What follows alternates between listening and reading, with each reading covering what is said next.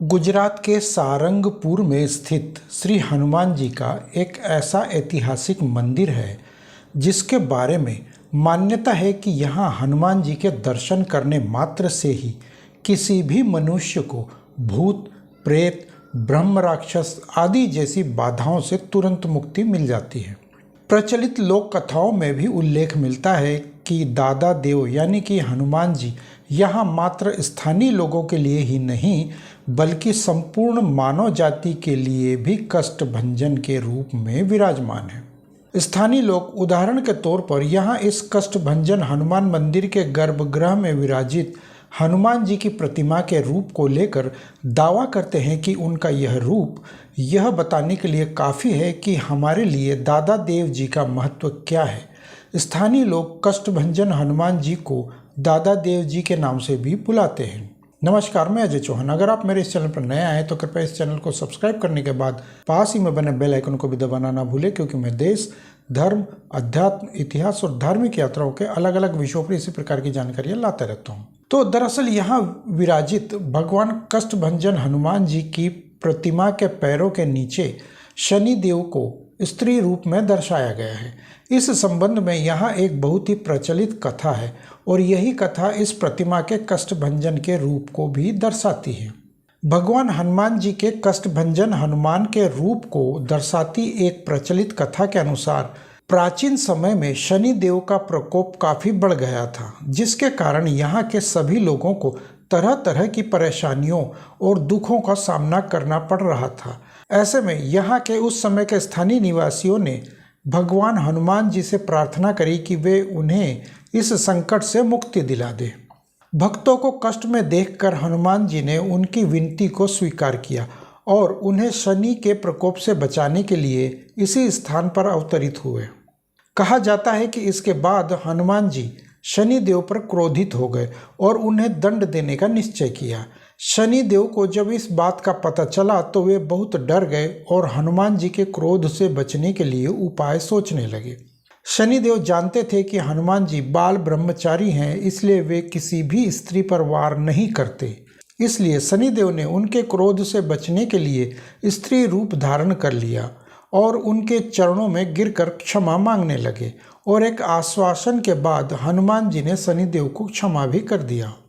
उसी प्रचलित कथा के अनुसार यहाँ मंदिर के गर्भगृह में विराजित भगवान कष्टभंजन हनुमान जी की प्रतिमा को कष्टभंजन के रूप में दर्शाया गया है, जिसके आधार पर शनिदेव को हनुमान जी के चरणों में स्त्री रूप में पूजा जाता है।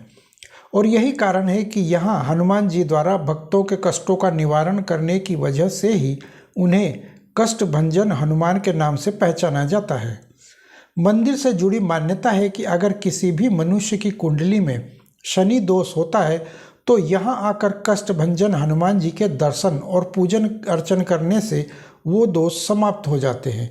और यही कारण है कि वर्ष के 12 मास इस मंदिर में दर्शन करने और अपनी कुंडली से शनि दोष को दूर करने के लिए आने वाले भक्तों की भीड़ लगी रहती है। शनिवार को यहाँ कष्टभंजन हनुमान जी के साथ शनि देव का भी आशीर्वाद मिल जाता है, इसलिए विशेष रूप से शनिवार को यहाँ भक्तों की लंबी लंबी कतारें देखी जाती हैं। कष्टभंजन हनुमान जी के इस मंदिर के प्रति लोगों की श्रद्धा अटूट है, तभी तो यहाँ दर्शन करने आने वाले भक्तों की संख्या प्रतिदिन हजारों में होती है। लेकिन मंगलवार और शनिवार के दिन यहाँ 4 से 5 गुना तक यह संख्या बढ़ जाती है। गुजरात के सारंगपुर में स्थित कष्टभंजन हनुमान जी के इस प्राचीन मंदिर के गर्भगृह में हनुमान जी सोने के सिंहासन पर विराजमान हैं, इसलिए उन्हें यहाँ महाराजा धीराज के नाम से भी पुकारा जाता है। हनुमान जी की प्रतिमा भी आकर्षक और विभिन्न रंगों के समावेश से सज्जित है। इसमें हनुमान जी के चारों ओर उनकी वानर सेना को भी दर्शाया गया है। कष्टभंजन हनुमान जी को चढ़ाई जाने वाली सामग्री और प्रसाद की बात करें तो यहाँ नारियल, पुष्प और कई प्रकार की मिठाइयों का प्रसाद भेंट किया जाता है। नारियल चढ़ाकर अपनी मनोकामना को हनुमान जी के सामने रखने वाले भक्तों की संख्या सबसे अधिक देखी जाती है। इसके अलावा यहाँ शनि दशा से तो मुक्ति मिल ही जाती है, साथ ही साथ संकट मोचन रक्षा कवच भी मिल जाता है। यही कारण है कि श्री कष्टभंजन हनुमान जी की प्रसिद्धि सिर्फ गुजरात में ही नहीं बल्कि पूरे देश और दुनिया में फैली हुई है। इसी कारण से देश विदेश से आने वाले तमाम सनातनी भक्त एक बार कष्टभंजन हनुमान जी के दर्शन करने जरूर जाना चाहते हैं। गुजरात के सारंगपुर में स्थित कष्टभंजन हनुमान जी के इस मंदिर का परिसर और यह मंदिर एकदम स्वच्छ, सुसज्जित और एक खुले मैदान के आकार सा दिखाई देता है। यह मंदिर भव्यता के साथ उत्तम नक्काशीदार और आकर्षण भी है। कष्टभंजन हनुमान जी के इस प्रमुख मंदिर के साथ ही में भगवान श्री स्वामीनारायण जी का भी बेहद सुंदर और आकर्षण मंदिर मौजूद है, जिसमें उनकी स्मृतियों को दर्शाया गया है। यह मंदिर लकड़ी की आकर्षक एवं परंपरागत नक्काशी से सुसज्जित है। मंदिर परिसर क्षेत्र का स्वच्छ वातावरण एवं निर्मल हवा श्रद्धालुओं को एक सकारात्मक ऊर्जा का एहसास दिलाती है।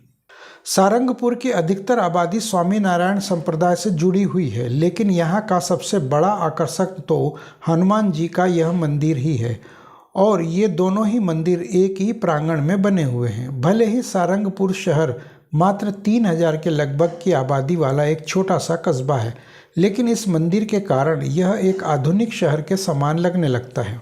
कष्टभंजन हनुमान जी के इस मंदिर के आसपास के कुछ अन्य प्रसिद्ध दर्शनीय स्थल और पर्यटन स्थलों में शिव शक्ति मंदिर, श्री जगन्नाथ मंदिर, इस्कॉन मंदिर, सरिता उद्यान एवं हिरण का उद्यान शामिल है। कष्टभंजन हनुमान मंदिर के पास ही में एक गौशाला भी है, जिसमें प्राचीन और उत्तम नस्ल की भारतीय गायों के दर्शन और उनकी सेवा भी की जा सकती है और उनसे प्राप्त होने वाले गौ दूध के इस्तेमाल से ही मंदिर में प्रसाद और भोजन सामग्री तैयार किया जाता है। कष्टभंजन हनुमान जी के इस मंदिर की देखभाल और व्यवस्था, पूजा पाठ आदि मंदिर ट्रस्ट की देखरेख में होता है। दर्शनार्थियों के लिए मंदिर परिसर के अंदर ही एक भोजनशाला भी है, जिसमें यहाँ आने वाले सभी भक्तों के लिए दिन रात निःशुल्क भोजन व्यवस्था उपलब्ध है। इसके अलावा दूर दूर से आने वाले भक्तों के लिए यहाँ रात्रि विश्राम की व्यवस्था के लिए मंदिर प्रबंधन ने विशाल और भव्य धर्मशालाएं भी बनाई हैं, जो आधुनिक सुविधाओं से सज्जित है। अब बारी आती है कि हम मंदिर तक कैसे पहुँचे। तो कष्टभंजन हनुमान जी का यह मंदिर गुजरात के बोटाद जिले के सारंगपुर गांव में स्थित है। मंदिर तक पहुंचने के लिए सबसे पहले गुजरात के भावनगर जाना होता है। भावनगर से सारंगपुर में स्थित कष्टभंजन हनुमान जी के इस मंदिर की दूरी करीब 90 किलोमीटर है और अगर आप राजकोट से इस मंदिर तक पहुंचना चाहते हैं तो वहां से इस मंदिर की दूरी करीब 120 किलोमीटर है, जबकि अहमदाबाद से यह दूरी करीब 165 किलोमीटर है। मंदिर तक जाने आने के लिए बस सेवा और प्राइवेट टैक्सी जैसी सभी सुविधाएं आसानी से उपलब्ध हो जाती हैं। तो यदि यह जानकारी आप लोगों को अच्छी लगी हो तो कृपया कमेंट बॉक्स में अपने विचार हमें जरूर बताएं और जाने से पहले वीडियो को लाइक और शेयर भी करते जाएं। और अगर आप इस चैनल पर नया हैं तो कृपया इस चैनल को सब्सक्राइब करने के बाद पास ही में अपने बेल आइकन को भी दबाना ना भूलें। तब तक के लिए धन्यवाद। जय हिंद, वंदे मातरम।